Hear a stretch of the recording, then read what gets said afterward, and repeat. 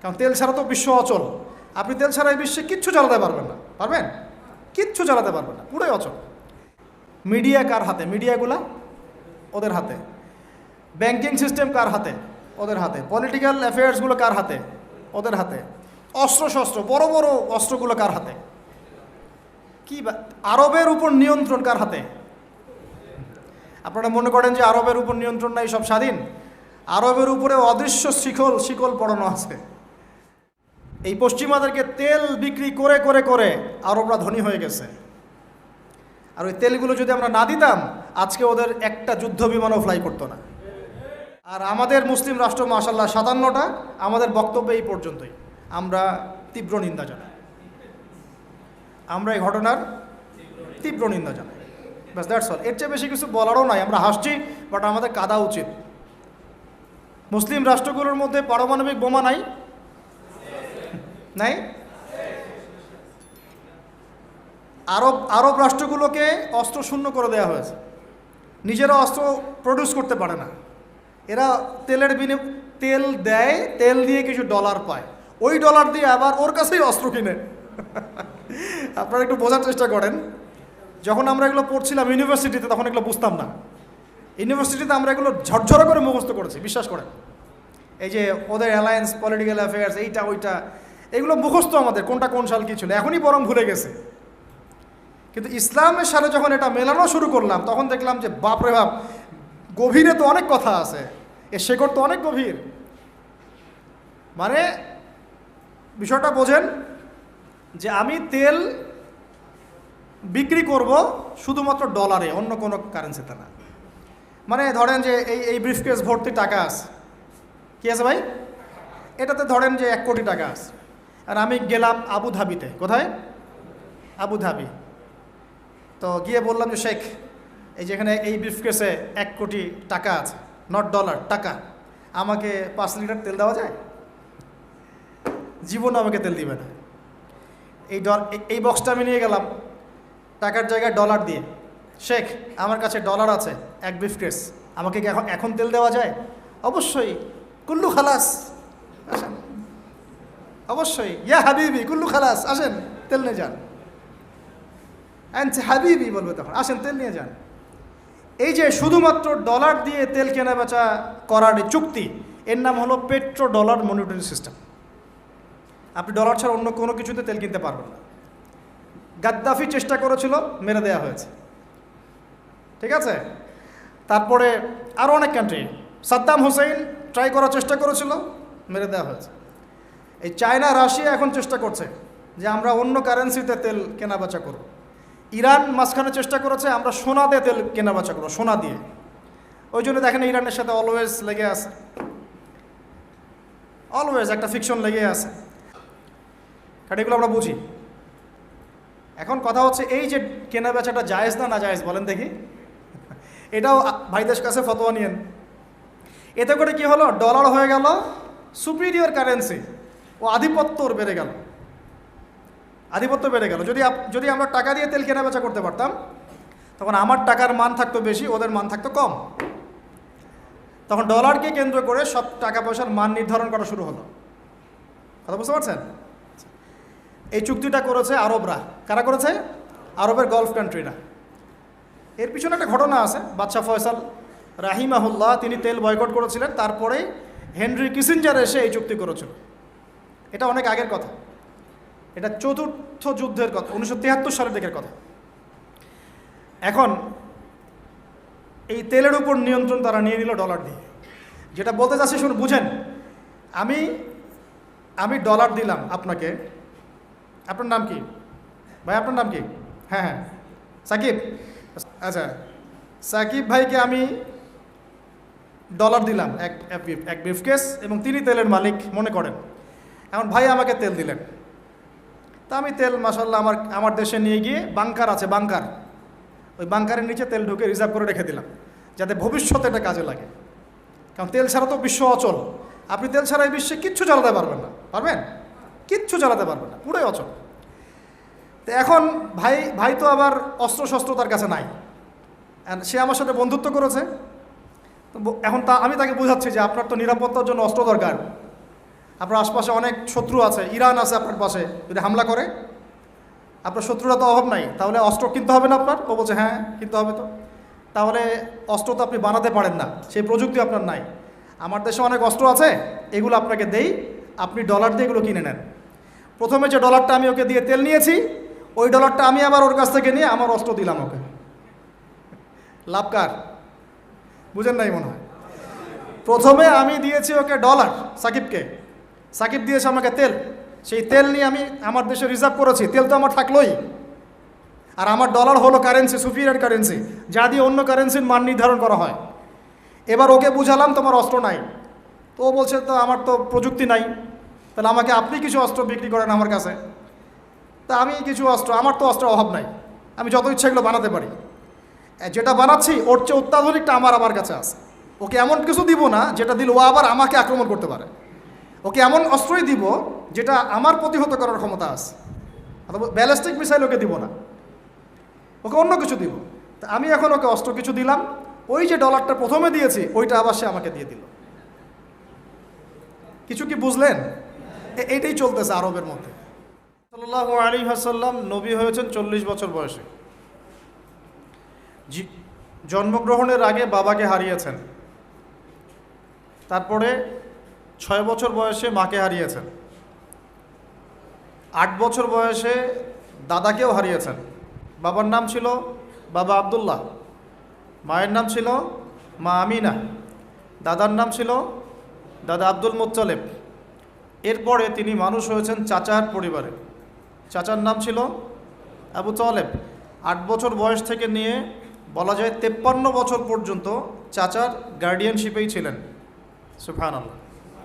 এই চাচা আবু তালেব নবী সাল্লাল্লাহু আলাইহি ওয়াসাল্লামের জন্যে এবং দিন ইসলামের জন্যে, কারণ তার ভাতিজার দিন তো তারই দিন, এমন কোনো ত্যাগ নাই যা স্বীকার করেন নাই। চাচা আবু তালেব নবী সাল্লাল্লাহু আলাইহি ওয়াসাল্লামকে যে সাপোর্টটা দিয়েছেন, এই সাপোর্টটা আমরা সবাই মিলেও এখনো দিতে পারি নাই।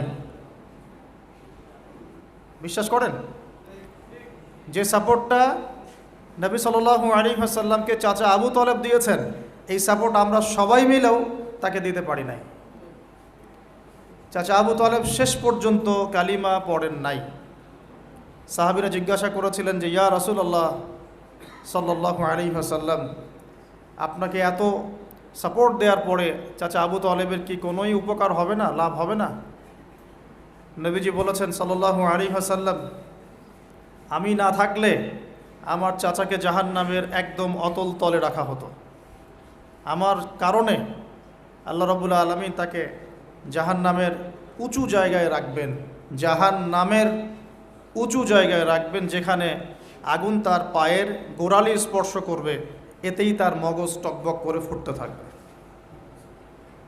আপনারা কি আমার বাংলা ভাষা বুঝতে পারছেন? এমন কোনো সাপোর্ট নাই চাচা দেন নাই।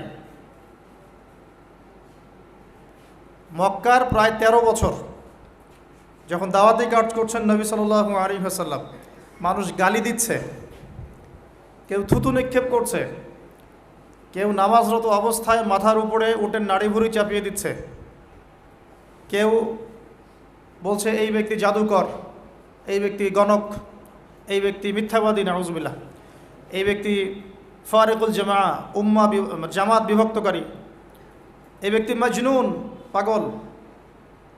তাকে আগলে রেখেছেন তার চাচা। মানুষ অর্থনৈতিক বয়কট করছে, চাচা আগলে রেখেছেন। 3 বছর সমাজ থেকে বহিষ্কার করা হয়েছে, গাছের ছালপাতা খেয়ে থেকেছেন বনু হাশিম, চাচা আগলে রেখেছেন। চাচা ছোটবেলা থেকে তাকে এত মহব্বত করেছেন, তার ছেলেদেরকে নিয়ে যখন খেতে বসতেন, আমাদের নবী সাল্লাল্লাহু আলাইহি ওয়াসাল্লাম একটু লাজুক ছিলেন, তিনি শোরগোল করতেন না, চুপচাপ খেতেন। চাচা আলাদা করে একটা খাবার রেডি করে তাকে আলাদা করে ডেকে খাওয়াতো, কারণ সবার সামনে হয়তো সে বলতে পারছে না, লজ্জা পাচ্ছে, শাই ফিল করছে, বাবা নাই মানুষের সংসারে, হয় না? এটা আপনারা হয়তো সবাই বুঝবেন না, আমরা বুঝি। যারা বাবা বা মা ছাড়া বড় হয়েছে অন্যের সংসারে, তারা এগুলো বুঝতে পারে। নবী সাল্লাল্লাহু আলাইহি ওয়াসাল্লাম এতিমদের প্রতি এত রহমদিল কেন ছিলেন? কারণ তিনি তো এতিম অবস্থায় বড় হয়েছেন, তিনি তার কষ্টটা বুঝতেন। আমরা যদি এখানে যদি কেউ এতিম থাকেন, তিনি বুঝবেন এতিমের সাইকোলজি কেমন, তার চাহিদা কেমন, কষ্ট কেমন। চাচা আবু তলেব তাকে এত মহব্বত করেছেন, আমি ভাষায় প্রকাশ করতে পারবো না। আর আমরা চাচা আবু তলেব সম্পর্কে অনেক সময় আলোচনা করি, কিন্তু তার চাচির কথা ভুলে যায়। তার চাচির নাম ছিল ফাতিমা। কী নাম ছিল? এই নামে তিনি তার মেয়ের নাম রেখেছেন। এই ফাতিমা, তার চাচি, নবী সাল্লাল্লাহু আলাইহি ওয়াসাল্লামকে আলাদা করে ডেকে খাওয়াতেন, মহব্বত করতেন। তিনি কিন্তু তার সন্তান না, অন্য কারো সন্তান। একজন মেয়ের পক্ষে অন্যের সন্তান মানুষ করা চারটাখানি কথা না। সতীনের সন্তানই সহ্য করতে পারে না, আর অন্য মানুষের সন্তান নিজের মতো করে মানুষ করা একটা মেয়ের পক্ষে এত সহজও না। তো এই কাজটা চাচি করেছেন। আমি একটা জায়গায় আসতে চাচ্ছি, এত কিছু করার পরেও, সমাজের মানুষের অত্যাচার, নির্যাতন সব থেকে ভাতিজাকে প্রোটেক্ট করার পরেও শেষমেশ তিনি কালিমা লা ইলাহা ইল্লাল্লাহ সাক্ষ্য দেন নাই। শেষ মুহূর্তে নবী সাল্লাল্লাহু আলাইহি ওয়াসাল্লাম বারবার বলছিলেন, হে চাচা, খালি কালিমা পড়েন, আমি আপনার জন্য আল্লাহর কাছে সুপারিশ করব। তিনি শেষ পর্যন্ত কালিমা পড়েন নাই। শেষমেশ তিনি বলেছেন যে না, আমি আব্দুল মুত্তালিবের ধর্মের উপরে থাকলাম, নাউযুবিল্লাহ। সারা জীবন সাপোর্ট দেওয়ার পরে কালিমা পড়ে মুসলিম না হওয়ার ফলশ্রুতিতে আল্লাহর নবীজি বলছেন আল্লাহ পাক তাকে জাহান্নামের উঁচু স্থানে রাখবেন।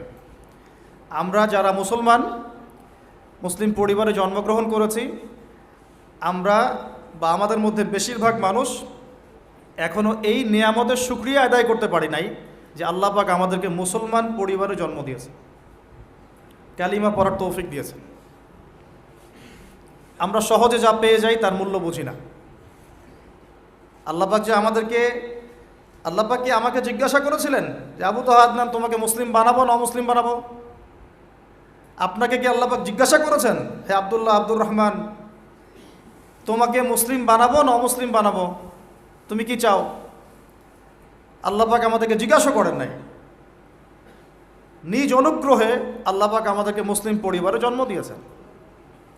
তো সেই মুসলিম পরিবারের মানুষ এখন কালিমা লা ইলাহা ইল্লাল্লাহের সঠিক মর্মও জানে না, তাওহীদও জানে না, শিরকও চিনে না, ইমানের রোকনগুলোও বোঝে না, ইমানের মূলনীতিও বোঝে না, ইমান ভঙ্গের কারণও বোঝে না, কোনো কোনো ক্ষেত্রে ওযু গোসলের মাসলা মাসাইলও জানে না, নামাজ পড়ার ফরজ ওয়াজিব সুন্নাত মুস্তাহাব বোঝে না, নামাজ পড়েও না। মাশাআল্লাহ, জুমার দিনে নামাজ পড়তে আসে অনেকেই, ঈদের দিনে প্রথম দেখা যায়, আর জানাজার নামাজে প্রথম দেখা যায়। আর দেখা যায় যারা এরকম নামাজ কালাম পড়ে না, তাদের জানাজা আবার 3-4 বার হয়। নামাজগুলো মনে বাকি শোধ করে পড়ে, রোজা রাখে না, জাকাত তো মাশাআল্লাহ প্রায় উঠে গেছে বললেই চলে সমাজ থেকে। বাংলাদেশের ধনিক শ্রেণীরা যদি জাকাত দিত, 10টা পদ্মা সেতু বানানো যায়। বিশ্বাস করতেছেন না? ধনীরা যদি সত্যি সত্যি জাকাত দিত, জাকাতের টাকা পদ্মা সেতুতে দেওয়া যাবে কিনা সেটাও একটা মাসালা আর কি। আমি একটা এক্সাম্পল দিলাম আর কি। জাকাতের টাকা তো ওইটা করা যাবে কিনা এটা তো একটা মাসালা, তাই না? জাকাতের খাত তো 8টা, ইন্নামা সাদাকাতু লিল ফুকারা ওয়াল মাসাকিন ওয়াল আমিলিনা আলাইহা ওয়াল মুআল্লাফাতি কুলুব ওয়া ফির রিকাব ওয়া ফি সাবিলিল্লাহ, এরকম কয়েকটা খাত আছে।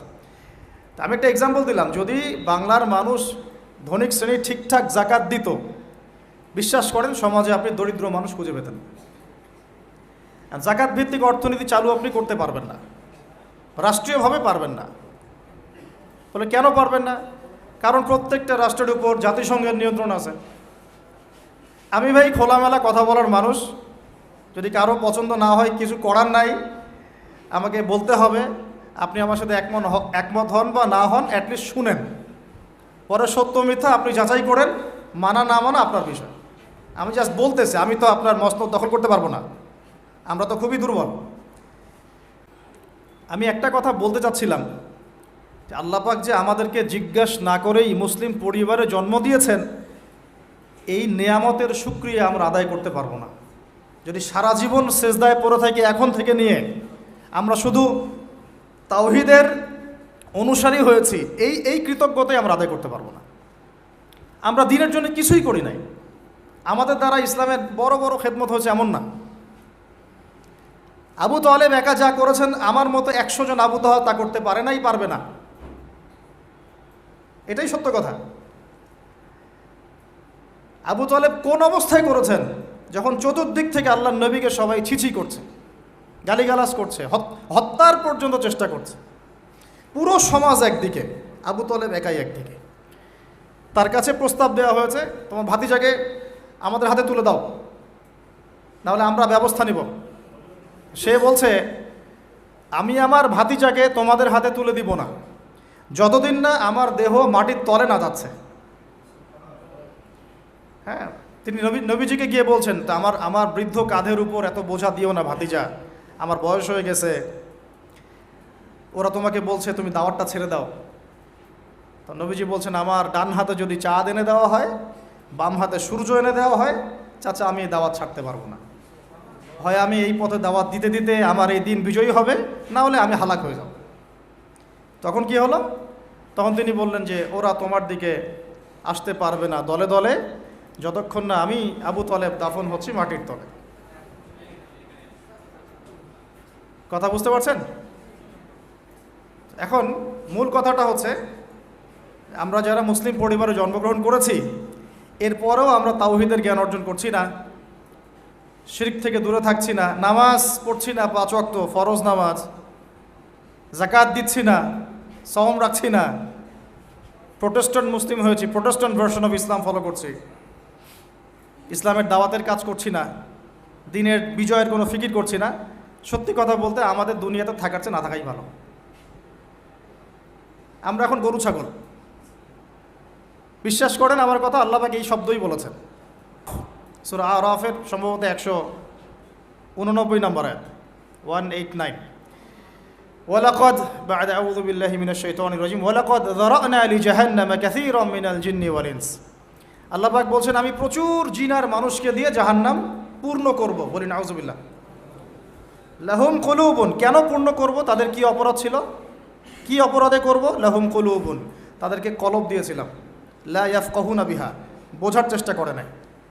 ওয়ালাহুম আযানুন, কান দিয়েছিলাম, লা ইয়াসমাউনা বিহা, শোনে নাই। ওয়ালাহুম আ'য়ুনুন, চোখ দিয়েছিলাম, লা ইউবসিরুনা বিহা, চোখ দিয়ে দেখে নাই। কলব দিয়ে উপলব্ধি করে নাই, কান দিয়ে বলেন শোনে নাই, চোখ দিয়ে দেখে নাই। উলাইকা কাল আনআম, এরা ছিল আনআমের মতো। আনআম কি? আনআম মানে গবাদি পশু, ক্যাটেলস, গবাদি পশু। শুধু তাই না, বালহুম আদল, বরং এর চেয়েও নিকৃষ্ট ছিল। গবাদি পশুকে যে দায়িত্ব দেওয়া হয়েছে ও সেটা পালন করে। প্রত্যেক প্রাণীকে যে দায়িত্ব দেওয়া হয়েছে সেই দায়িত্ব তারা পালন করে কি না? না হলে আমরা এত বড় বড় বড় প্রাণীর সাথে কিভাবে পেরে উঠতাম? একটা গরু নির্দ্বিধায় জীবনকে সঁপে দিচ্ছে, বিদ্রোহ করছে না, করছে? তো আল্লাহ পাক এই কথা বলছেন, উলাইকা কাল আনআম, তারা হচ্ছে গবাদি পশুর মতো। বালহুম আদল, বরং তার চেয়েও নিকৃষ্ট। কারা? উপলব্ধি করে না, দেখে না, শোনে না। এখন আমাকে উত্তর দেন দেখি, আমাদের মধ্যে এখানে কোন ব্যক্তি আছেন যে চোখে দেখেন না, কানে শোনেন না, উপলব্ধি করেন না? আমরা সবাই চোখে দেখি। এই চোখে দেখি কি না? দেখতে পাচ্ছেন তো আপনি? কানে শুনতে পাচ্ছেন কি না? তাহলে আল্লাহ পাক কোন চোখের কথা বলছেন আর কোন কানের কথা বলছেন যেগুলো অন্ধ? বলেন। নিঃসন্দেহে অন্য আরেকটা চোখ আছে, আরেকটা কান আছে, আরেকটা চোখ আছে, কান আছে, এটা কোথায়? কলবে। তাহলে আবু জেহেল আল্লাহর নবীকে চিনতে পারছে না, আবু বকর রাদিয়াল্লাহু আনহু চিনতে পারছেন, তাহলে দুজনের তো বাইরের চোখ একই। কোন চোখ তাহলে অন্ধ আবু জেহেলের, যে কারণে আবু জেহেল আল্লাহর নবীকে চিনতে পারল না? বলেন। তো এখন বলেন, মুসলমান পরিবারে জন্ম নেওয়ার পরে আমরা যারা নামাজ পড়ি না, যাকাত দেই না, রোজা রাখি না, সামর্থ্য হয়েছে হজ করি না, জুমার দিনে আসি, ঈদের দিনে আসি, হ্যাঁ, সৎ কাজে আদেশ করি না, অসৎ কাজে নিষেধ করি না, কোরআন তেলাওয়াত করা শিখি না, রাসূলের সুন্নাহ মাফিক জীবন গড়ি না, আর অর্থনীতি রাজনীতিতে গেলাম না, ওটা গেলামই না, বাদ, ওটা তো অনেক বড় স্কেল। তাহলে আমাদের কি চোখ আসলেই আছে, কান আসলেই আছে, কলব কি আসলেই জিন্দা, না সত্যিকার অর্থে আমরা গবাদি পশু হয়ে গেছি? আত্মপর্যালোচনা করতে হয় তো। আত্মপর্যালোচনা, মোরাকাবা মানে হচ্ছে আত্মপর্যালোচনা। নিজেদেরকে নিয়ে ভাবতে হবে তো। এখন আপনি আমাকে উত্তর দেন, যেই মুসলমান নামাজ পড়ে না, রোজা রাখে না, দাওয়াতের কোনো মেহনত নাই, দিন প্রতিষ্ঠার সংগ্রাম নাই, কোরআনও তেলাওয়াত করতে জানে না, আল্লাহর পথে সদকা করে না, তাওহীদের জ্ঞান নাই, শিরকের জ্ঞান নাই, সুন্নতের জ্ঞান নাই, বেদাতের জ্ঞান নাই, ঈমান ভঙ্গের কারণ জানে না, অজু করার মাসালাও জানে না, তো এই মুসলমান সারা বিশ্বে মার খাবে না তো কারা খাবে? আমাকে বলেন, উত্তর দেন। আমার জানা নাই, আমি এগুলো বুঝি না, বুঝতে আসছি। আমি অনেক কিছুই বুঝি না, যে আমার বুঝের সাথে অনেক কিছুই মিলে না। আমার বুঝ এইটা যে মার খাবো না তো খাবে কারা, এটা আমার বুঝ। এখনও যে আমরা বসে আছি এখানে খাই নাই, সেটাই তো আল্লাহ পাকের রহমত। অনেক আগেই তো আল্লাহর গজব আসা উচিত ছিল। নামাজ তো আগেই ছেড়ে দিছো তুমি, জাকাত দাও না, রোজা রাখো না, রসুলের সুন্নাতের কোনো খবরই নাই, প্রতিদিন ক্লিন শেভ করতেছো তুমি, আল্লাহ রাসূলের সুন্নতকে জবাই করতেছো, প্রতিদিন করতেছো, পর্ন দেখতেছো, বাইকে করে মেয়ে নিয়ে ঘুরতেছো, ইউনিভার্সিটিতে গোল হয়ে বসে আসো মেয়েদের সাথে, অ্যাভেলেবেল তো এগুলো হচ্ছে, অ্যাভেলেবেল। মেয়েরা জেনা করতেছে, বহু ছেলে পেলে এখন বিয়ে তো কঠিন, এই জন্য এই পথটা বেছে নেয়, এই পথটা সহজ। 5 দিন 7 দিন একটা মেয়ে কিনে ঘুরলে দেখা যায় যে ওই বিছানায় চলে যাওয়া যায়। এখন তো এই যুগ চলতেছে। আগেকার সেই যুগ নাই তো, যে চিঠি দিয়ে প্রেম করে, লম্বা প্রেম হয়, পরে বিয়ে হয়। এখন সব দৈহিক সম্পর্ক, 1 মাস একজনের পিছনে, ওটা হয়ে গেছে পরের মাসে আরেকটার পিছনে। ইউনিভার্সিটিতে জেনা আর জেনা, জেনা আর জেনা, এমনকি চাকরি ক্ষেত্রেও ফ্রি মিক্সিং, অফিস আদালত, কোর্ট কাচারি, রাজনৈতিক মিছিলে পর্যন্ত ছেলে মেয়ে একসাথে সামনাসামনি, সব জায়গায় এগুলো অধিকার। তো এই ফ্রি মিক্সিংয়ের কারণে কি হয়েছে, আমরা জেনাটাকে উন্মুক্ত করে ফেলেছি।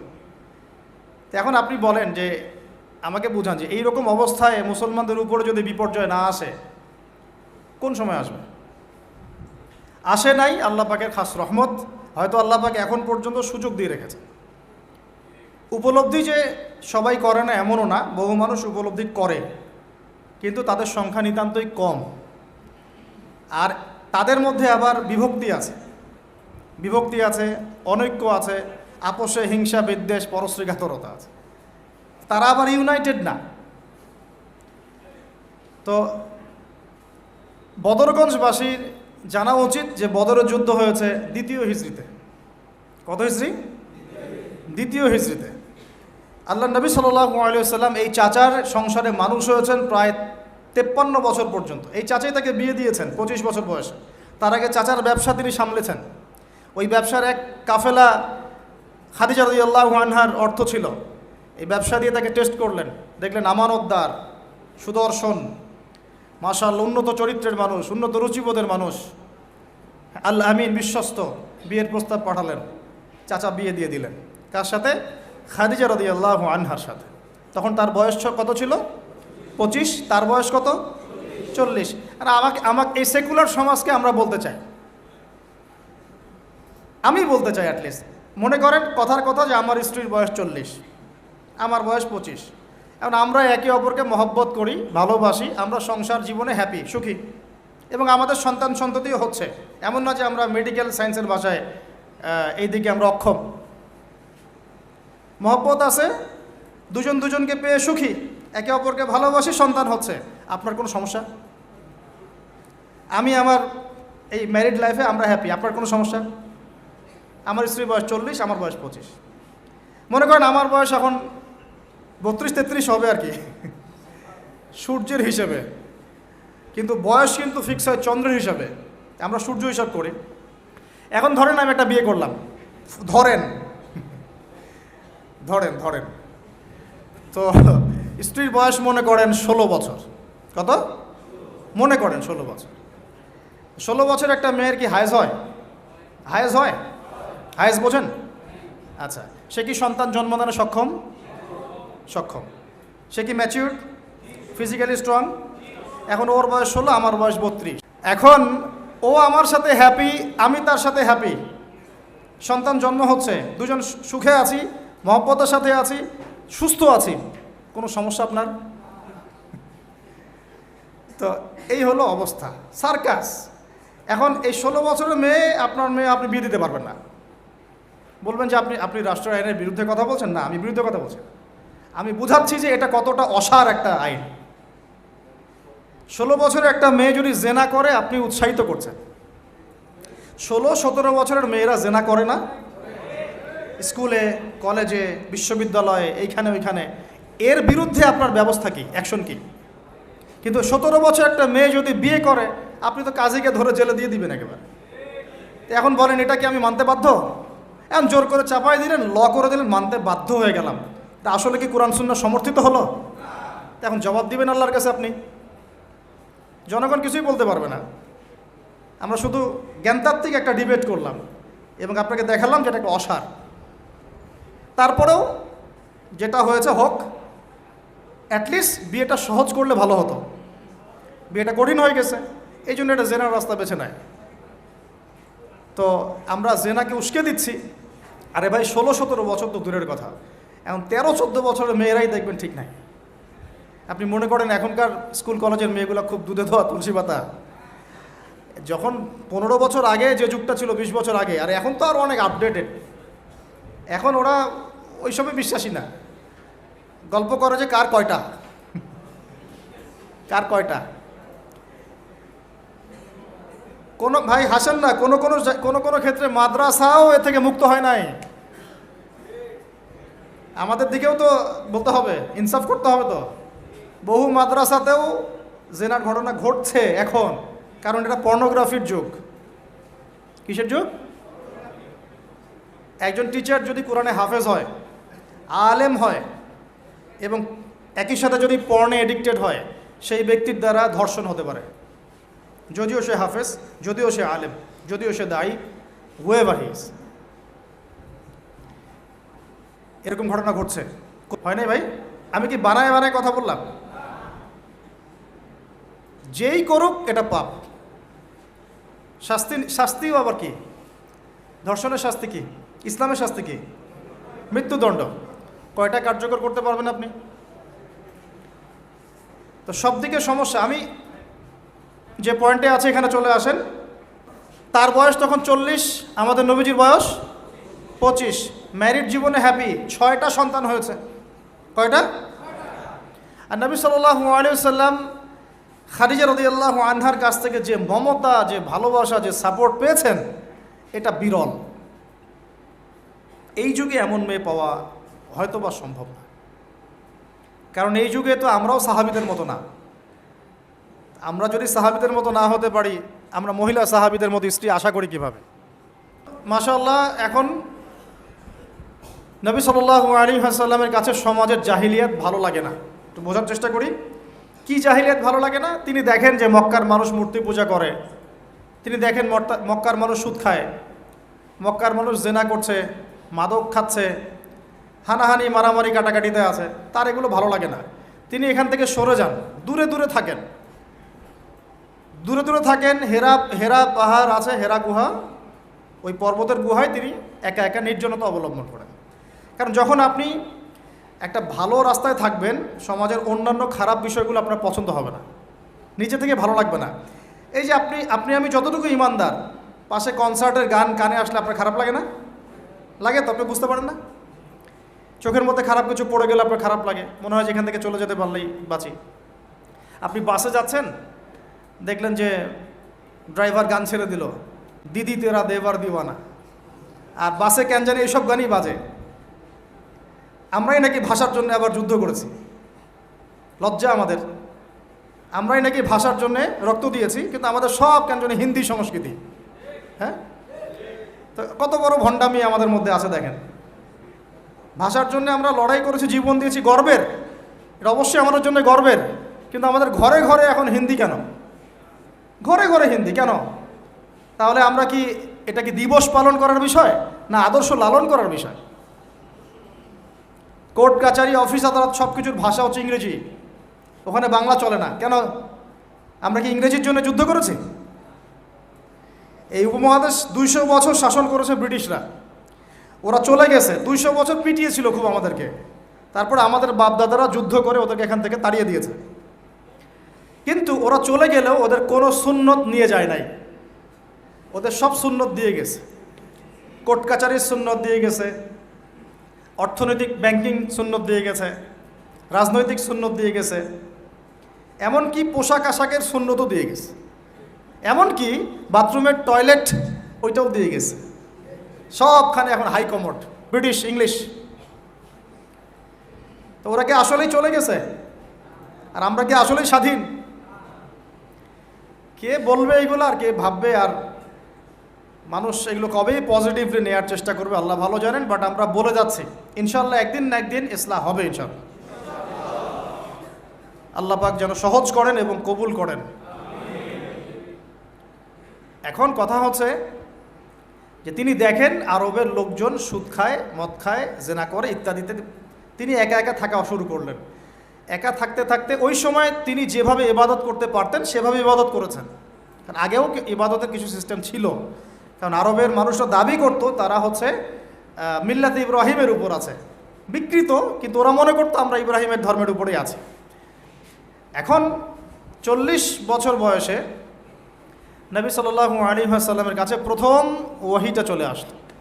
প্রথম ওহী কি ছিল ভাই? কোন সূরা? সূরা আলাকের কত নম্বর আয়াত? প্রথম আয়াতটা, প্রথম ওহীটা কি সংক্রান্ত ছিল? নামাজ পড়ো, রোজা রাখো, হজ করো, যাকাত দাও, মূর্তি পূজা করো না। কি বলেছেন আল্লাহ পাক? ইকরা বিসমি রাব্বিকাল্লাযী খালাক। হে নবী, কথাটা বুঝুন, হে নবী মুহাম্মদ সাল্লাল্লাহু আলাইহি ওয়াসাল্লাম, আপনি যেগুলো দেখে ব্যথিত, যে সমাজটার এই যে জাহেলিয়াত আপনি দূর করতে চান, যাদেরকে নিয়ে আপনি চিন্তাগ্রস্ত, আপনার কাছে ভালো লাগে না এই জাহিলিয়াতগুলো, এগুলোকে দূর করতে হলে আগে পড়াশোনা করতে হবে, জ্ঞান লাগবে। আগে কি লাগবে? ওই জায়গায় মুসলমানরা পিছিয়ে পড়ার কারণে আজকে এই অবস্থা হয়েছে। দুজনের বুঝে আসছে, দুজন ঠিক বলছে। ওই ইকরা বিসমি রাব্বিকাল্লাযী খালাক, এই পড়াশোনা থেকে আমরা পিছিয়ে পড়েছি বলেই আমাদের আজকে অবস্থা হচ্ছে। বলছেন, এখন বলবেন যে আমরা তো পড়াশোনা করছি, সাক্ষরতার হার তো আমাদের 80, 67, 77 এরকম আর কি। তো সত্যিই কি পড়ছি? ইকরা বিসমি রাব্বিকাল্লাযী খালাক অর্থ হচ্ছে পড়ুন আপনার রবের নামে, যিনি আপনাকে, যেই জ্ঞান আপনাকে আপনার স্রষ্টার দিকে নিয়ে যাবে সেটাই তো জ্ঞান। আর এখনকার আমাদের জ্ঞানগুলো কি সত্যি আমাদেরকে আল্লাহর দিকে নিয়ে যাচ্ছে নাকি আল্লাহ থেকে দূরে সরাচ্ছে? তাহলে বোঝেন। এখন আপনি যদি বলেন যে তাহলে কি আপনি শুধু মাদ্রাসা শিক্ষাকেই সমর্থন করছেন, জেনারেল শিক্ষা সমর্থন করছেন না? আমি বলবো না, আমি নিজেও জেনারেল শিক্ষিত একজন মানুষ। আমরা অনার্স মাস্টার্স করেছি এবং আমরা কখনো সেকেন্ড হইনি আলহামদুলিল্লাহ, কয়েকবার ছাড়া। তো আমরাও জানি ব্যাপারগুলো কি। আমরা জেনারেল শিক্ষার উপকারী শিক্ষাগুলোকে সমর্থন করি, কিন্তু কোরআন এবং সুন্নাহ ইসলামের মূল শিক্ষাটাকে বাদ দিয়ে এই জেনারেল শিক্ষা আমার কোনো উপকার করবে না। আবার একই সাথে কোরআন এবং হাদিস এই দুটাতে দক্ষ হয়েও যদি আমরা বর্তমান বিশ্বের উপকারী জ্ঞানগুলো অর্জন করতে ব্যর্থ হই, তখন কোরআন সুন্নাহকে হাতে নিয়েও এই বিশ্বকে চ্যালেঞ্জ করতে পারবো না। তাহলে দরকার কি? সমন্বয়। এই সমন্বয় হওয়া উচিত ছিল আজকে থেকে 50 বছর আগেই। এখন আমাদেরকে এগুলো নিয়ে কথা বলতে হচ্ছে, এটাই দুঃখজনক। যেখানে শিক্ষা প্রতিষ্ঠান আছে, রাষ্ট্রীয় নিয়ন্ত্রণাধীন প্রতিষ্ঠানে হয়তো আপনি ইন্টারফেয়ার করতে পারবেন না, কিন্তু ব্যক্তিগত উদ্যোগে যত শিক্ষা প্রতিষ্ঠান আছে এগুলোতে ইসলামিক শিক্ষা এবং জেনারেল শিক্ষা দুটাকে সমন্বয় করার চেষ্টা করেন। আল্লাহ পাক তৌফিক দান করুন। দেখবেন আগামী 10 বছরের মধ্যে একটা আলোকিত প্রজন্ম গড়ে উঠবে ইনশাআল্লাহ। আমার ছেলে বাংলা, ইংরেজি, অঙ্ক সব শিখবে, এদিকে হাফেজে কোরআন হবে, আরবি ভাষা শিখবে, আরবি ব্যাকরণ শিখবে, হাদিসের ইবারত পড়ার যোগ্যতা অর্জন করবে, মোতাআলা করবে। মাশাআল্লাহ, একদিন দেখা যাবে সে কোরআন সুন্নাহর জ্ঞানেও দক্ষ হয়েছে, এদিকে সে ডক্টর হয়েছে, মাশাআল্লাহ, সে ইঞ্জিনিয়ার হয়েছে, পাইলট হয়েছে, সেনাবাহিনীর মেজর কর্নেল হয়েছে। সম্ভব না? অনেক ডক্টর দেখবেন যে 50 বছর বয়স হওয়ার পরে ইসলামের দিকে এসে চর্চা করা শুরু করে, তারপরে দিনের দিকে হেদায়েত হয়ে দিনের উপকারে কাজ করছে। অনেক ইঞ্জিনিয়ার সাহেব এই কাজ করছেন। অনেক অনেক আর্মি অফিসার, র্যাবের, পুলিশের, বিজিবি, তারা দেখবেন যখন রিটায়ার্ড করে বা যখন মানে সিনিয়র হয় তখন গিয়ে চর্চা করা শুরু করে, এবং তখন তারা আবার দিনের জন্য অনেক কিছু করতেও চায়, করে, অনেকে করে না। তারা কি অমুসলিম নাকি? তারা তো আমাদেরই ভাই, আমাদের ভাই না? শোনেন, যদি বাংলাদেশ রাষ্ট্রীয়ভাবে কখনো জিহাদে যায় কুফফারদের বিরুদ্ধে, তাহলে আমরা যাব না তারা যাবে? যাবে তো তারাই। জি, আপনি যাবেন না, যাবে তো তারাই। আপনার আমার কি প্রশিক্ষণ আছে? ৭৩ সালে 6টা মুসলিম দেশ সৈন্য পাঠিয়েছিল, মিশর ছিল, জানেন না আপনারা এগুলা ইতিহাস? 6 দিনের যুদ্ধ। তো যাই হোক, ধরেন বাংলাদেশ এমন একজন নেতার আন্ডারে আছে, যেই নেতা বললো ঠিক আছে আমিও পাঠাবো, আমার এখান থেকেও 2000 সৈন্য যাবে। তখন কিন্তু ওই 2000-এর মধ্যে আপনি থাকবেন না, থাকবে ওই আর্মি অফিসারই, ওই বিজিবি, ওই র্যাব, ওই পুলিশ, ওই ভাইরাই থাকবে। তারা আমাদের ভাই না? তাদেরকে মেসেজটা পৌঁছাতে হবে যে আপনারা পরিপূর্ণ ইসলামের সামনে আত্মসমর্পণ করেন। ইনশাআল্লাহ আল্লাহ পাক দুনিয়াতেও সুখী করবেন, পরকালেও সুখী করবেন। আমরা দোয়া করব, দোয়া। আপনারা কখনো একটা রাষ্ট্রের মধ্যে জাতিগত বিভাজনে যাবেন না। জাতিগত বিভাজনটা খুব খারাপ, এতে করে রাষ্ট্রের অভ্যন্তরীণ যে স্থিতিশীলতা নষ্ট হয়ে যায়। আমরা আলহামদুলিল্লাহ ইসলামকে তো ভালোবাসি, মহব্বত করি, পারি না পারি আমাদের মন তো ব্যথিত হয়, হয় না? এটা আল্লাহ পাক দেখছেন ইনশাআল্লাহ। আল্লাহ পাক ওই অনুযায়ী আমাদেরকে প্রতিদান দিবে ইনশাআল্লাহ। তবে চেষ্টা আরও বাড়াতে হবে। এই চেষ্টা বাড়ানোর কথা বলতে এখানে আসছি। আল্লাহ নবীর মন খারাপ, তখন ওহী এসেছে। ওহী প্রাপ্ত হওয়ার পরে নবী সাল্লাল্লাহু আলাইহি ওয়াসাল্লাম একটু ভীত, একটু সন্তুষ্ট। তখন খাশিতু আলা নাফসি। বাংলাদেশে যত সিরাতের বই আছে না, তার 80% সিরাতের বই আপনি পাবেন যে ওই সময় নবী সাল্লাল্লাহু আলাইহি ওয়াসাল্লাম এতটা ভীত সন্ত্রস্ত হয়ে গিয়েছিলেন, কয়েকবার তিনি চিন্তা করেছেন যে আমি পাহাড়ের উপর উঠে নিজেকে শেষ করে ফেলবো। এটা নিয়ে তো বিশাল ইস্যু সৃষ্টি করে ফেলছে বাংলাদেশে। হ্যাঁ, আর রাহিকুল মাকতুম বলেন, আর যে কোনো বড় বড় সিরাতের গ্রন্থ বলেন, এটা যদি লিখা না থাকছে আমি বক্তব্য দেওয়া ছেড়ে দেব। বাসায় গিয়ে দেখেন, চেক করেন, রাইটাররা লিখেছেন। এটা আমাদের কথা না। কয়েকবার তিনি পাহাড়ের উপর উঠে চিন্তা করেছেন যে আমি যা দেখলাম, ফেরেশতা এসেছে আমাকে জড়িয়ে ধরেছে, আমাকে বলছে পড়ুন, আসলে ব্যাপারটা কি, আমি কি মানে সঠিক আছি না ভুল হচ্ছে। মানসিক একটা পেরেশানির মধ্যে তিনি ছিলেন। তখন কয়েকবার নিজেকে শেষ করে ফেলার চেষ্টাও করেছেন। যখনই তিনি উঠেছেন তখনই জিবরাইল আলাইহিস সালাম সামনে এসেছেন। ইয়া মুহাম্মদ, আপনি পাগল নন, আনতা রাসূলুল্লাহ ওয়া আনা জিবরিল।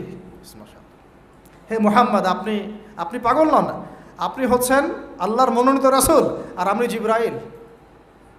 আপনি বিচলিত হবেন না। আরও একদিন আবার জিবরাইল আলাইহিস সালাম হাজির। এভাবে হতে হতে তিনি আশ্বস্ত হলেন যে হ্যাঁ, আসলে যা হচ্ছে সব সঠিক। এটা কি একটা বড় ঘটনা না? এরপরে তিনি বাসায় আছেন, বেশ কয়েকদিন ওহী আসা বন্ধ আছে। আল্লাহ পাক প্রস্তুত করছেন তাকে, কারণ ব্যাক টু ব্যাক ওহী আসতে থাকলে এটা একটা ওয়েট আছে, নেয়ার মতো ক্ষমতাকে তৈরি হতে হয়তো। দ্বিতীয় ওহীটা আসছে, এটা আমি একটু আলোচনায় টাচ করে সামনে যাব। তিনি কম্বল দিয়ে ঘুমিয়ে আছেন, আল্লাহ পাক ওহী পাঠালেন। যখন ওহী পাঠাচ্ছেন, খাদিজা রাদিয়াল্লাহু আনহা দেখছেন যে নবী সাল্লাল্লাহু আলাইহি ওয়াসাল্লাম একটু অস্বাভাবিক আচরণ করছেন। তিনি বলছেন আপনি শুয়ে পড়েন, রেস্ট নেন। নবীজি বলছেন আমার এখন রেস্ট নেওয়ার সময় নাই। আল্লাহ পাক আমাকে বলেছেন ইয়া আইয়ুহাল মুদ্দাসসির, হে কম্বল আবৃত রাসূল, কুম, উঠে দাঁড়ান, ফাংজির, মানুষকে সতর্ক করেন। তো কুম ফাংজির অর্থ মানে এই না যে বিছান থেকে উঠে মাটিতে দাঁড়ান। মানে হচ্ছে আপনার কাছে যা আসছে এটা সত্য, এটা দ্বীনে হক, আল্লাহর পক্ষ থেকে আসছে। অতএব আপনি এই সত্যের বাণী নিয়ে সমাজের মধ্যে দাওয়াতি কাজে নেমে পড়েন। ফাংজির, মানুষকে সতর্ক করেন। ও রব্বাকা ফাকাব্বির, আপনার রবের তাকবীর পাঠ করেন। ওয়া সিয়াবাকা ফাতাহহির, আপনার কাপড় পরিচ্ছন্ন রাখেন। কাপড় মানে শুধু বাইরের পোশাক না, ভিতরের হৃদয়ের পোশাকটাও। ওয়া রুজজা ফাহজুর, যত অনর্থক বিষয় আছে ছেড়ে দেন।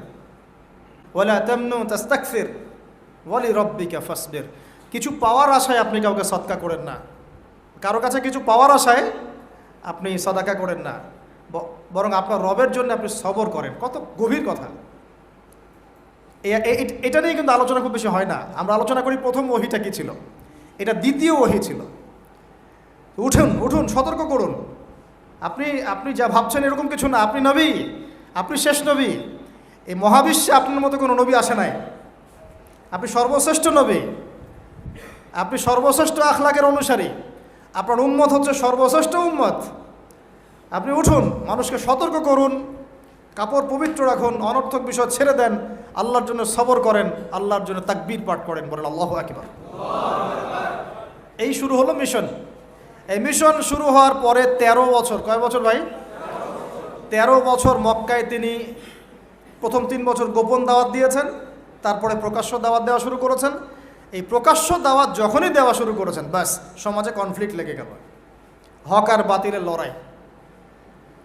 তিনি যাদেরকে নিয়ে দাওয়াত দিচ্ছেন, আবু বকর সিদ্দিক, ওসমান বিন আফফান, আব্দুর রহমান বিন আউফ, তালহা বিন উবাইদুল্লাহ, সাদ ইবনে আবি ওয়াক্কাস, বেলাল ইবনে রাবাহ, আব্দুল্লাহ বিন মাসউদ, এরকম সাহাবী 40 জন বা 80 জন।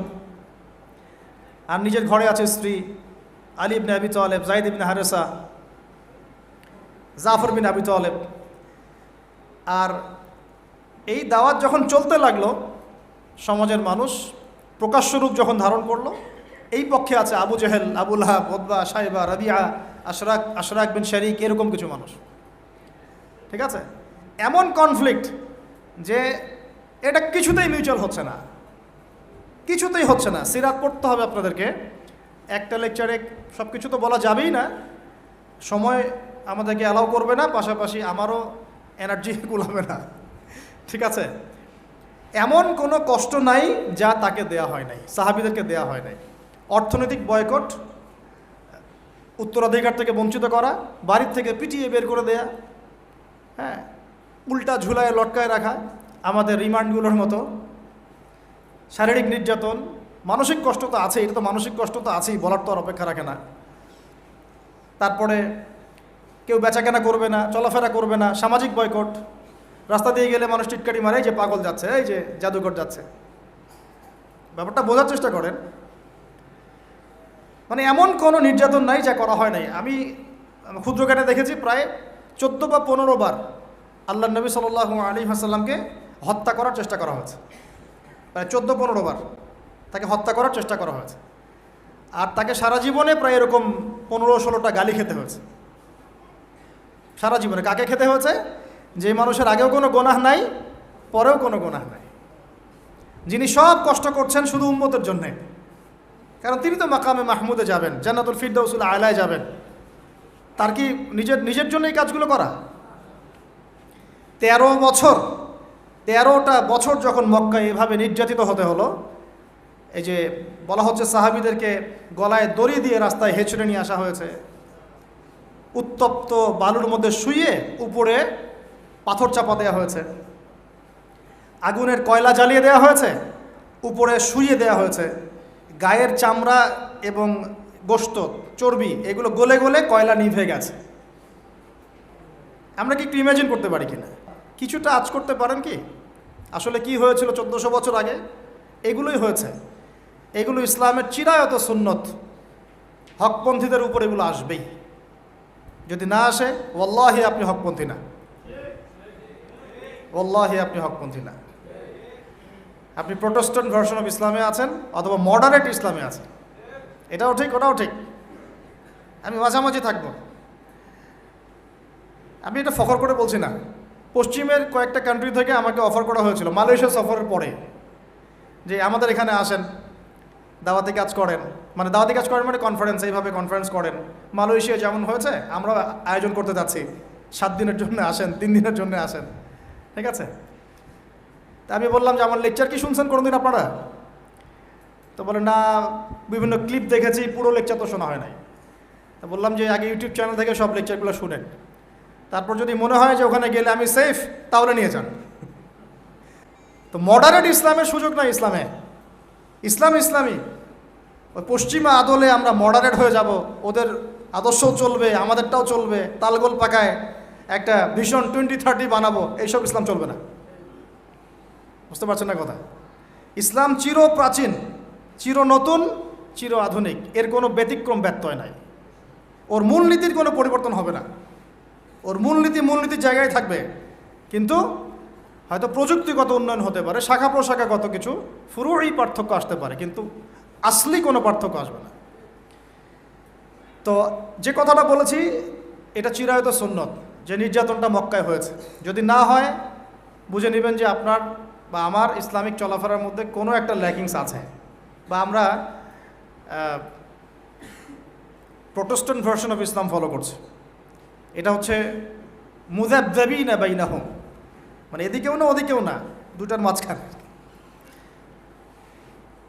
আল্লাহ রাসূল সাল্লাল্লাহু আলাইহি ওয়াসাল্লাম বলেছেন, একটা হাদিস বলি তাহলে আপনি বুঝে নেবেন যে আমরা আসলে কোন জায়গায় আছি। কি বললাম? হাদিসটা কি? সহিহ মুসলিমের হাদিস। রাসূলুল্লাহ সাল্লাল্লাহু আলাইহি ওয়াসাল্লাম বলেছেন, ক্বালা নবী সাল্লাল্লাহু আলাইহি ওয়াসাল্লাম, মান রাআ মিনকুম মুনকারান, তোমাদের মধ্যে যে কেউ যদি কোনো অন্যায় গর্হিত কাজ দেখে, ফালইউগাইয়ির বিয়াদিহি, সে যেন তার হাত দিয়ে এটাকে প্রতিহত করে। বলেন এই লেভেলে আমরা কয়জন আছি? 0.00001%। মান রাআ মিনকুম মুনকারান ফালইউগাইয়ির, সে যেন পরিবর্তন করে। এমন না যে সামর্থ্য হলে পরিবর্তন কইর, মানে যাদের হাত দিয়ে প্রতিহত করার ক্ষমতা আছে তারা যেন অবশ্যই হাত দিয়ে প্রতিহত করে।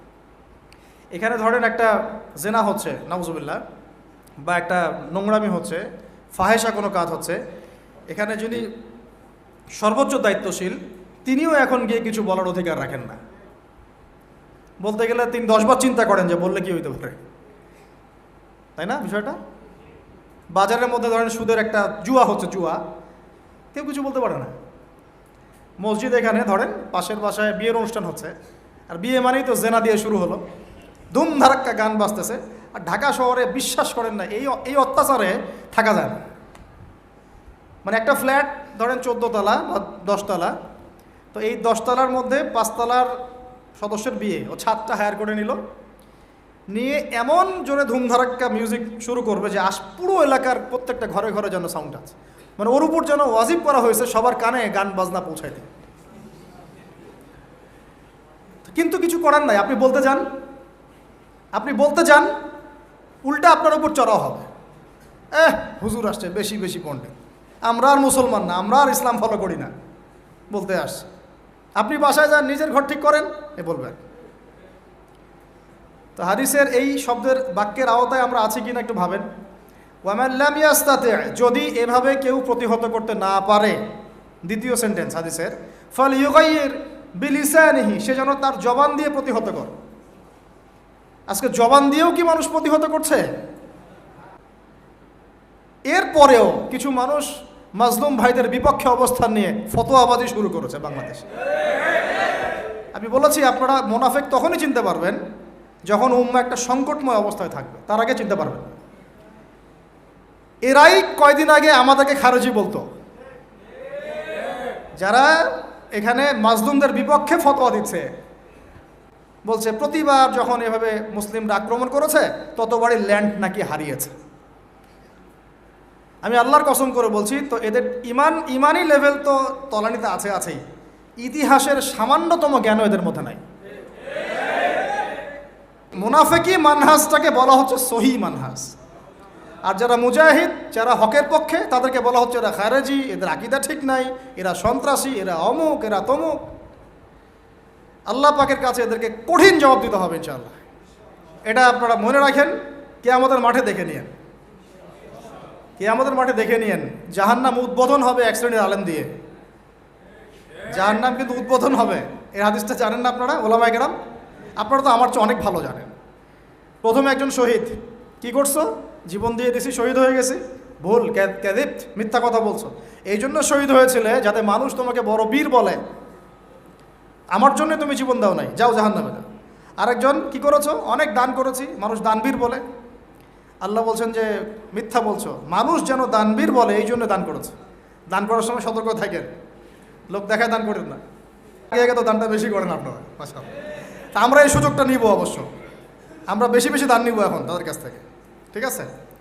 তাদেরকে ইনভাইট করবো আর দান বেশি করে নিব, ভুলেও না, এই কাজ ভুলেও করবেন না।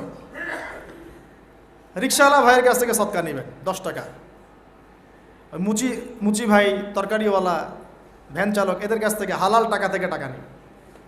ওই ব্যারাট মসজিদ থেকে দিন প্রচার হবে, আর হারাম টাকার এসি মসজিদ থেকে দিনের কোনো প্রচার হবে না। বাংলাদেশে এসি মসজিদের অভাব নাকি? আমার কথা রাগ করতেছেন নাকি? বাংলাদেশে এমন অনেক মসজিদ আছে কোটি কোটি টাকার প্রজেক্ট, ঠিক শেষ জামানার হাদিসের মতো। নবীজি বলেছেন শেষ জামানায় কিছু মসজিদ হবে চাকচিক্যময়, একদম গর্জিয়াস, হেদায়েত উঠে যাবে। পরের লাইন হচ্ছে হেদায়েত উঠে যাবে, ওটা নাই? নামাজ শেষ, মসজিদ বন্ধ। মসজিদে খাদেমদের মাঝে মাঝে অস্থিরতা দেখলে মনে হয় যে বাসায় গিয়ে সুন্নতটা পড়ি, এখানে পড়ার দরকার নেই, বিরক্ত হচ্ছে মনে হয়। নামাজ শেষ হওয়ার পর তাড়াতাড়ি এসি বন্ধ করতেছে, লাইট অফ করতেছে, ফ্যান অফ করতেছে। ভাই তাড়াতাড়ি যান, কিন্তু বিল উঠতেছে। আল্লাহ আমাদেরকে বোঝার তৌফিক দান করুন। তো উম্মার ক্রান্তি লগ্নেই আপনি এগুলো চিনতে পারবেন, তাছাড়া পারবেন না। আল্লাহ নবী বলছেন, যদি তোমরা হাত দিয়ে প্রতিহত করতে না পারো, যেটা সামর্থ্য আপনার নাই, মুখ দিয়ে যেন প্রতিবাদ করে। এখন এই জায়গায় আমাদের ইমান টিকে আছে না নাই? এইসব ইস্যুতে যাদের লিখার ক্ষমতা আছে তাদের উপর লিখা ওয়াজিব, যাদের বলার ক্ষমতা আছে তাদের উপর বলা ওয়াজিব, যাদের আরও বড় কোনো সহায়তা পাঠানোর সুযোগ আছে না, এটা পাঠানো তাদের জন্য ওয়াজিব। যাদের রাষ্ট্রীয়ভাবে কিছু করার ক্ষমতা আছে ওইটা করা তার উপর ওয়াজিব। আর যার এসব কোনো কিছুই করার ক্ষমতা নাই তার উপর দোয়া করা ওয়াজিব। আমাদের কি দোয়া করার ক্ষমতা নাই? আল্লাহ পাক শুনবেন না আমাদের দোয়া? এখন আসেন, ফাইল্লাম ইয়াস্তাতি, যদি তোমরা এতেও সক্ষম না হও। আরে বাবা, মুখে কথা বলারও সুযোগ নাই, মুখে বললেও সমস্যা, অবস্থা খারাপ, গর্দান থাকবে না। আবু হুরায়রা রাদিয়াল্লাহু আনহু বলেছিলেন একটা কথা, যে আমি এমন অনেক এলেম জানি যেগুলো যদি আমি এখন বলা শুরু করি আমার গর্দান থাকবে না। সে একই কথা আমাদেরকেও মাঝে মাঝে ইশারা ইঙ্গিতে বলতে হয়। যতটুকু বলছি এতে বুঝে নেন, এর চেয়ে বেশি বলতে গেলে আমাদের গর্দান নাও থাকতে পারে। তো ভাই, আমরা যারা মুখ দিয়ে বলতে পারবো না তাদের ফাইল্লাম ইয়াস্তাতি ফাবি কলবিহি, তাহলে যেন অন্তর থেকে ঘৃণা করে। এখন আপনি বলেন, এই হাদিসের আওতায় আমাদের ইমান টিকে আছে না নাই? অ্যাটলিস্ট মন থেকেও কি ঘৃণা করে? সাধারণ মানুষ মন থেকে অন্তত ঘৃণা করে। আর যদি ওয়াযালিকা আদআফু মিনাল ঈমান, মানে এটা হচ্ছে ঈমানের সবচেয়ে নিচু লেভেল, তার মানে যার মন থেকেও ঘৃণা আসছে না, ঈমানের সাথে কোনো সম্পর্ক নাই। ব্যাস, সোজা কথা। আর যদি এগুলোও না করি, আমাদের দায়িত্ব আমরা এড়িয়ে যাই, কাল কিয়ামতের মাঠে কি আমরা জবাব দিতে পারবো? আপনারা ওলামায়ে কেরামদেরকে জিজ্ঞাসা করেন, বড় বড় ওলামায়ে কেরামদেরকে, আহলুল ফেসবুক ওয়াল জামায়াত কেনা, আহলুল নেফাক ওয়াল জামায়াত কেনা, ঠিক আছে, আহলুল রিয়াল ওয়াল জামায়াত এদের কেনা, আহলুল মাল ওয়াল জামায়াত এগুলো না। হকপন্থী ওলামায়ে কেরাম যারা, তাদেরকে জিজ্ঞাসা করবেন, যদি কোনো মুসলমান মেয়েকে তুলে নিয়ে যাওয়া হয়, ফিকহের যে কোনো কিতাব থেকে ফতোয়া নেবেন, যদি কোনো মুসলমান মেয়েকে কেউ অন্যায়ভাবে তুলে নিয়ে যায় মুসলিম রাষ্ট্র থেকে এবং তার শ্লীলতাহানি করে, তাকে রেপ করে, ধর্ষণ করে, তাহলে তার উপর আমাদের হুকুম কি, আমাদের করণীয় কি? ওলামায়ে কেরামকে জিজ্ঞাসা করে ফতোয়া নিয়েন, কি ফতোয়া দেয়। নিঃসন্দেহে তারা বলবে, যদি ওই রাষ্ট্রের সামর্থ্য থাকে তার এটার বদলা নেওয়া ফরজ। যদি তাকে কোনো কুফার নিয়ে চলে যায়, জিম্মি করে রাখে, তাকে উদ্ধারের চেষ্টা করা ওই মুসলমানদের উপর ফরজ। যদি ওই রাষ্ট্র না করতে পারে তাহলে প্রতিবেশীর উপর হক বর্তাবে, ওর উপর করা ফরজ। যদি সে করতে না পারে তার প্রতিবেশীর উপর হক বর্তাবে, তার উপর করা ফরজ। যদি কেউ না করে সারা মুসলিম উম্মার উপরে তখন দায়িত্ব বর্তাবে, সবার উপরে করা ফরজ। আমি জাস্ট আপনাকে দুইটা দলিল দিচ্ছি। এক, ইসলামের ইতিহাসে একটা বড় যুদ্ধের নাম তাবুক যুদ্ধ। কি যুদ্ধ? সরাসরি ব্যাটল হয়নি, কিন্তু নবী সাল্লাল্লাহু আলাইহি ওয়াসাল্লাম একটা চিঠি এভাবে লিখে একজন সাহাবীর হাতে দিয়ে পাঠিয়ে দিয়েছিলেন যে তুমি রোমান সম্রাটের কাছে যাও, রোমকদের একটা অংশ, পুরো রোমটা হিরাক্লাস ছিল, এটা একটা অংশ, গিয়ে ইসলামের দাওয়াত দাও, তার ইসলাম কবুল করে কিনা দাওয়াত দাও। চিঠি পেয়ে অহংকার বশত ওই শাসক এই মুসলিম সাহাবীকে হত্যা করে। হয় না এরকম? হ্যাঁ, এত বড় সাহস, আমাকে দাওয়াত দিতে আসে, আমরা পরাশক্তি, তোরা কোথাকার বেদুইন আরবের, এসব বলে বলে তাকে হত্যা করছে। নবী করিম সাল্লাল্লাহু আলাইহি ওয়াসাল্লাম একজন সাহাবীর হত্যার বিনিময়ে বিনিময়ে বা আমরা এই ঘটনাকে কেন্দ্র করে 30,000 সৈন্য রেডি করে যাত্রা করেছেন তাবুকের দিকে। কত হাজার? একজন সাহাবীর হত্যার বদলা নেওয়ার জন্য। এত বড় সাহস! আমার সাহাবীকে হত্যা করা হয়েছে, একজন সাহাবী, রাষ্ট্রদূত, সে কিন্তু রাষ্ট্রদূত ছিল। রাষ্ট্রদূতকে হত্যা করা কিন্তু একটা বড় অন্যায় না? বড় অন্যায়। আল্লাহ নবী ফোর্স নিয়ে 30,000 সৈন্য নিয়ে গিয়েছেন, একদম কাঠ ফাটা রোদ, 3 মাস 4 মাস পায়ে হেঁটে গিয়েছেন। ওই সময় তো সূরা তাওবার আয়াত নাজিল হয়েছে, অনেকে যায় নাই, আয়াতুন নিফাকগুলো নাজিল হয়েছে, মনে নেই আপনাদের? এই যুদ্ধেই তো আবু বকর রাদিয়াল্লাহু আনহু বলেছিলেন যে আমি আমার বাসায় আল্লাহ এবং তার রাসূলকে রেখে সব দিয়ে দিলাম। ওমর রাদিয়াল্লাহু আনহু বলেছিলেন আমি আমার বাসায় অর্ধেক সম্পত্তি রেখেছি, বাকি অর্ধেক দিয়ে দিলাম। উসমান রাদিয়াল্লাহু আনহু এই যুদ্ধে এই 30,000 সেনাবাহিনীর 10,000-এর দায়িত্ব নিয়েছিলেন। এই 10,000 সেনাবাহিনী 3 মাস খাবে দাবে কি পড়বে সব দায়িত্ব তার। কত বড় দানবীর চিন্তা করেন। আমি একটা এক্সাম্পল দিলাম। একজন মুসলিমকে অন্যায়ভাবে হত্যার বিপরীতে নবী সাল্লাল্লাহু আলাইহি ওয়াসাল্লাম কি পদক্ষেপ নিয়েছেন, আর আমরা তার উম্মাহ 75 বছর থেকে চোখের সামনে এগুলো দেখে আসতেছি, কোনো প্রতিক্রিয়া নেই। আমাদের প্রতিক্রিয়া এতটুকুই, আমরা এর তীব্র নিন্দা জানাই, এটাই আমাদের প্রতিক্রিয়া। আমরা এই ঘটনার তীব্র নিন্দা জানাই, আমরা এর পাশে, আমরা তাদের প্রতি সহানুভূতিশীল। কোনো সিভিলিয়ানকে হত্যা করা উচিত নয়, এগুলো আমাদের বিবৃতি আর কি, কেউ কিছু বলতে পারে না।